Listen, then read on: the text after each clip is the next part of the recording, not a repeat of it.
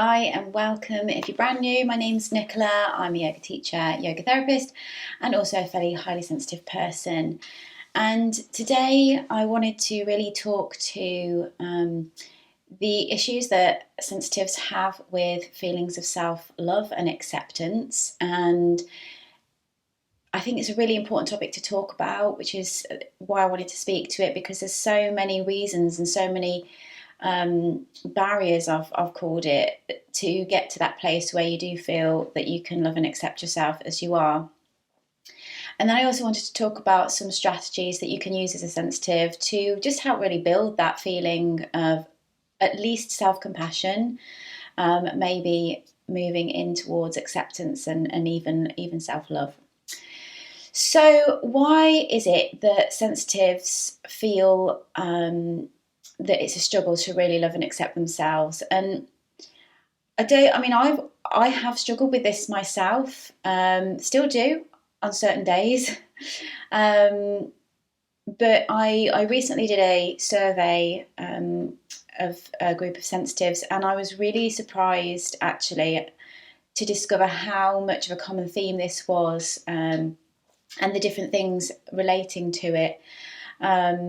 So if you look at it on face value, we're really set up to not feel very good about ourselves at all because of so many elements. So the first one is, as a sensitive, you've quite likely felt very different to most, if not all, of the people that you grew up around, maybe even now that you surround yourself with, family, friends, and that can bring a sense of isolation, a feeling of aloneness.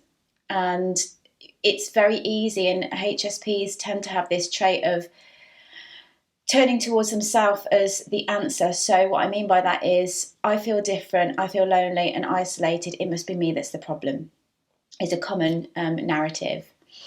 And also, it's quite likely, if you've grown up as a sensitive in and around other people who aren't as sensitive, who aren't who are kind of neurotypical, whatever that means, you may well have repeatedly had your experiences dismissed, invalidated, and just blankly told it's not true or it's not of any importance. And I definitely found that growing up. School was very tricky. I quite often had a bit of an upset tummy, which was anxiety, because school can be quite overwhelming for sensitives. And after a while, there were some fairly important people in my life that I don't think believed me, and that then sent me the message that it was me that was it was me. I was either making it up. And it also, and this is very common with sensitives, it makes you distrust your body, and that can cause a whole catalyst of issues. So it once again tells you that you are the problem, and of course it's really difficult to love and accept yourself if you feel that you're a problem and you're being fed the message by others that you're the problem. And of course, these messages don't just come from your kind of nearest community. And it's important to say here that this doesn't always have to be like a traumatic experience. And it's also not to kind of put blame on these messages coming from family members, because quite often those family members have been fed the same stories. And so they're just passing on what they learn, whether it's well informed or not. It also can have been a traumatic experience, of course. So this message of being just a little bit wrong, or being different, having your experiences dismissed or invalidated, doesn't have to just be from your nearest community, your family and friends as you're growing up. Society's messaging is really quite damaging for sensitives. We have been fed this message of sensitivity, just not being good enough. simple phrases like, you're too sensitive, you need to toughen up, get a thicker skin, I don't know, any of those kind of phrases are just telling you that you're not quite meeting the expectation or the norm, how you should be.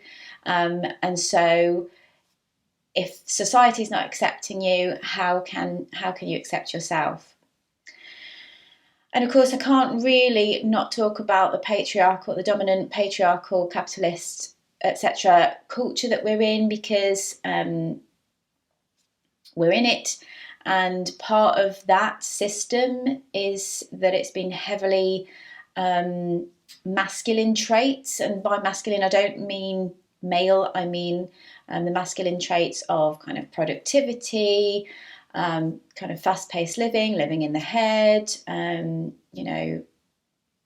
maybe more devoid of emotion, more objective, and valuing all of that. And on the flip side, undervaluing and seeing any feminine traits, which includes sensitivity, as less than and weak, which has really created this real stigma around the word sensitive. I don't know how you feel about the word sensitive. I feel okay with it now. I'm quite happy, and for me, it's actually, it means something different now. I really see it as a wonderful thing, although I know it comes with challenges, and I still feel those challenges myself. But I think the meaning is shifting for me. But I recognise that it, in the collective, and I think this probably depends on whereabouts you are in the world. There are different parts of the world that are, have greater awareness of it, but still, overall, largely, there's a real stigma around sensitivity and it being linked to weakness and this idea of less than.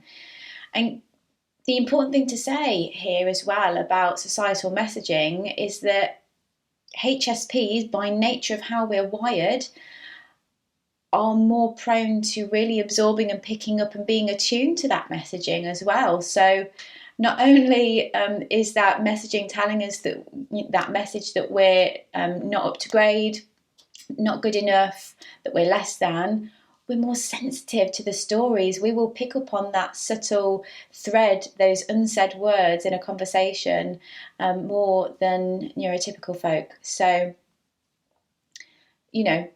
it's no wonder that we feel that it's difficult to love and accept ourselves when we're being fed that picture and fed that message. So we're likely to feel misunderstood.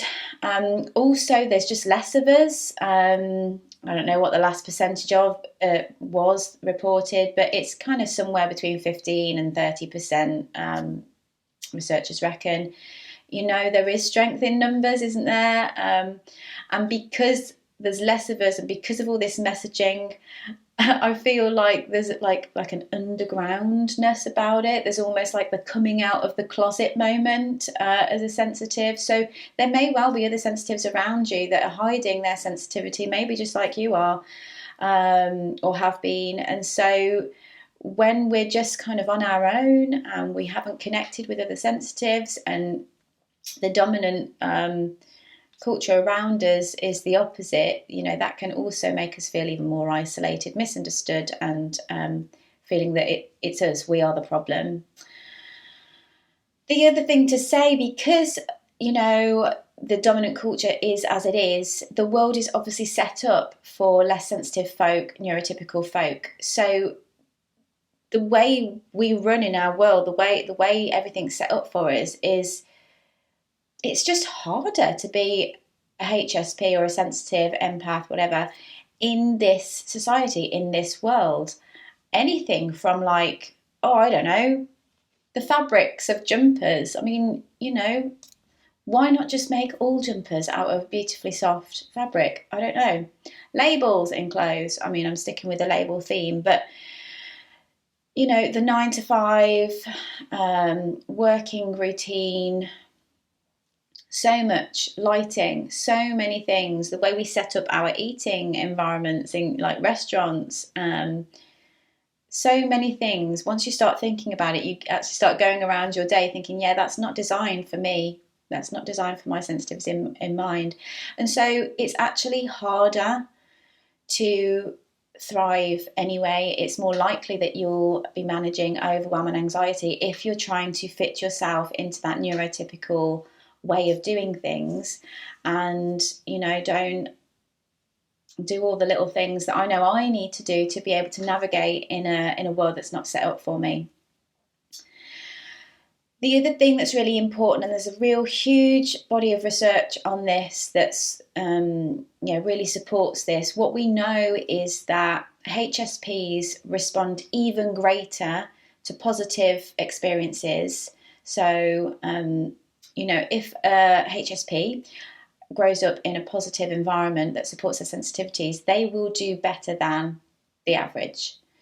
On the flip side, HSPs will do worse than the average if their environment, their upbringing, etc., is a negative experience.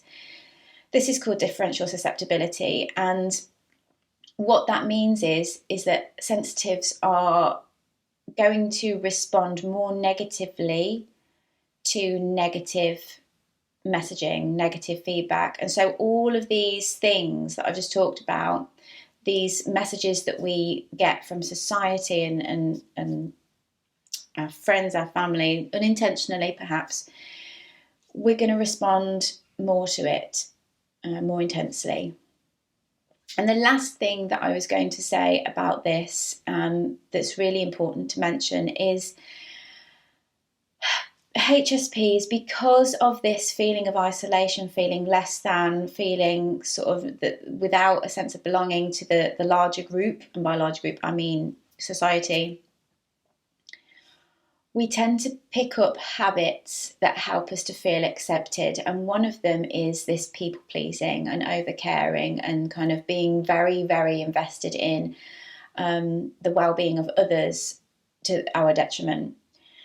And what this does is it puts our feelings of self-worth in the hands of others. So I feel good if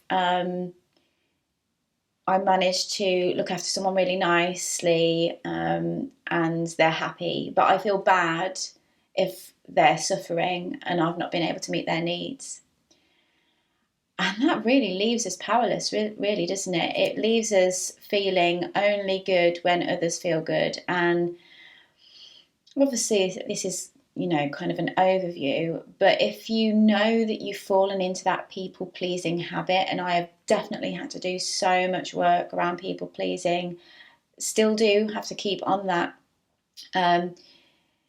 But when you start to draw that back a little bit and start investing in yourself, things start to shift, your self-worth starts to shift. So things that you can do then to start to cultivate and build these feelings of self-compassion, self-love, self-acceptance is to start with a practice of self-compassion. So self-compassion doesn't have to involve love if that feels too much and, really far away. So self-compassion is really, and actually it is taking advantage of your natural trait of empathy and turning it inwards. And it is a practice because we're so used to kind of aiming it out there at our loved ones, friends, family, etc., in our work, but we're not used to turning it inwards. But we can, because we know what it feels like to care. We know what it feels like to tend to people's needs and sympathise with them. So this does need practice though. So it could be just at the end of the day, just pausing, maybe even as you're going to sleep, and thinking about something that you found difficult in the day, and maybe just placing a hand over your heart and your belly and just imagining yourself offering you the same words, feeling, maybe even a self-hug that you would do if it was a friend. Sounds really obvious.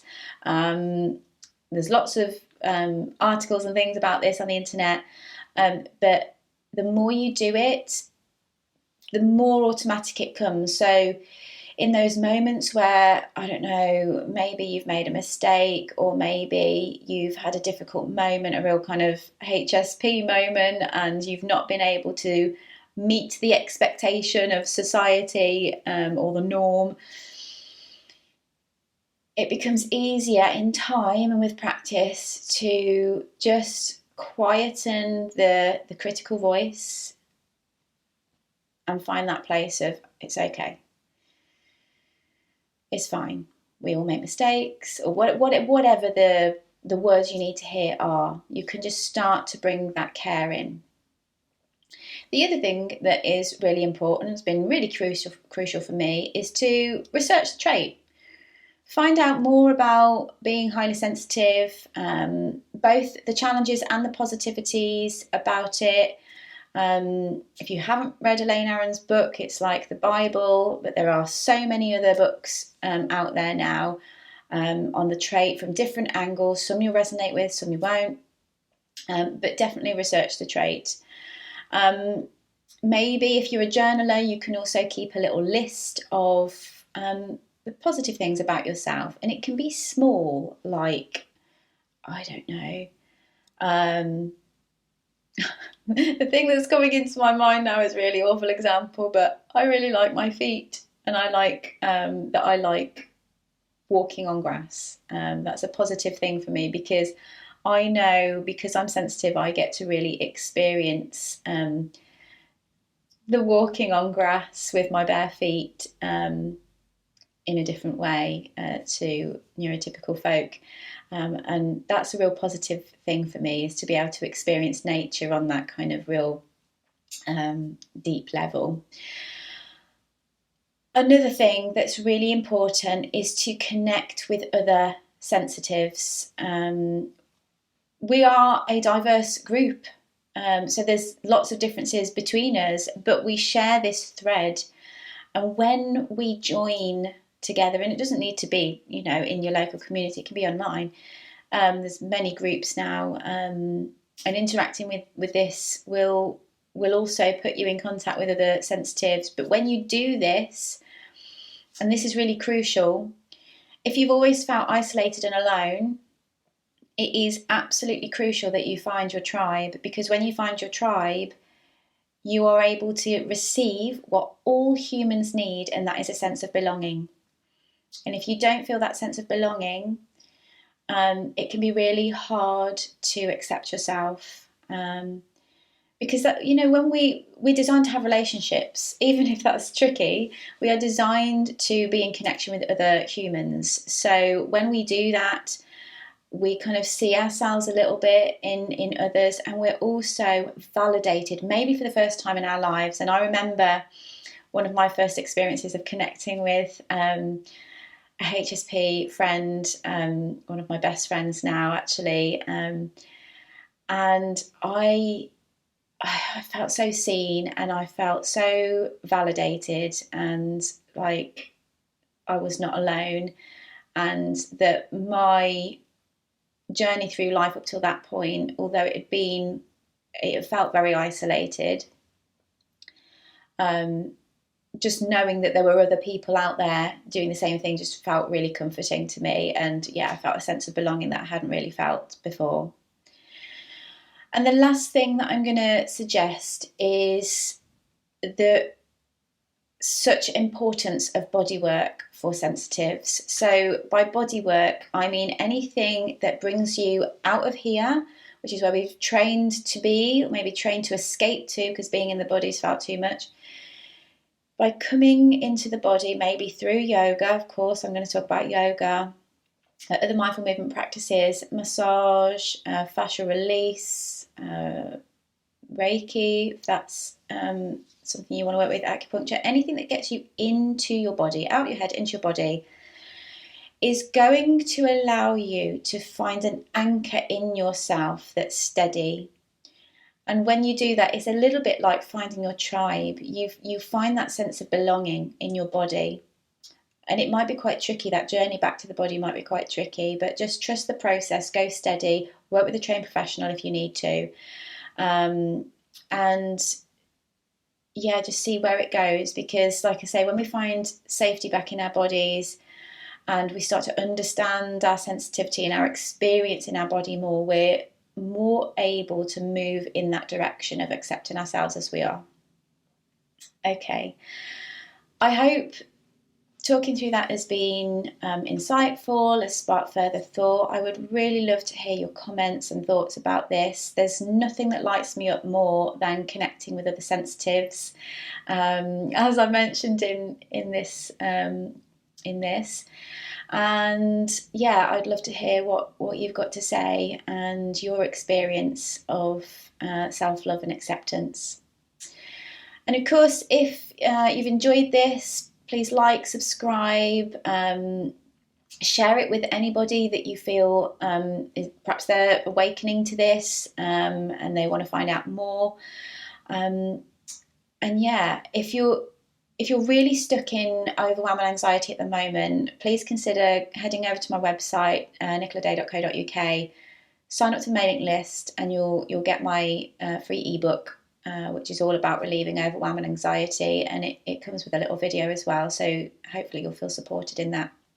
Okay, thank you so much for being here. Take care, look after yourself, and I'll see you again soon.